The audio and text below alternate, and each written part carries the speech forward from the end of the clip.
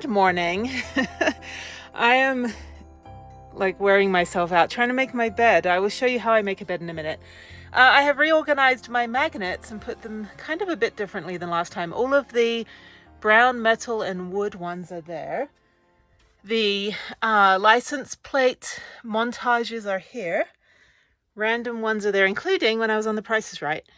And then down here we have all of the geological surveys, and then these kind of like square ones. Miscellaneous ones over here, and then miscellaneous ones over here, miscellaneous ones over here, and the Beatles. So anyway, okay, let me show you how I make my bed. I ordered a memory foam mattress, and I thought it was going to be one of those like TikToks where you get pushed into the next room when you undo it, but it's memory foam, so it needs to expand for the next 24 hours. So that's kind of stupid. So the first thing that I do is I put on the waterproof mattress topper. The next is the twin fitted sheet. And then I have the pillow top cover. And then I have to wait 24 hours for the memory foam mattress to expand.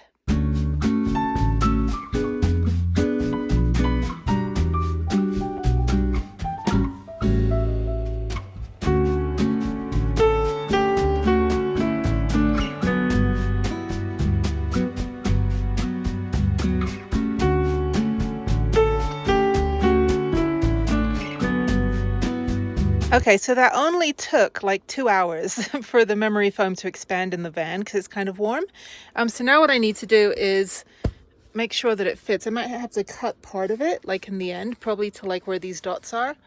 And it's breathable and cooling. So that's why I put it above the mattress topper, also because it's 4 inches. I have, I think, a queen size sheet that will fit over. If not, I'll have to get another one. But yeah, so now I'm going to measure this, cut it, fit it, and then put the next layer for the making of my van bed.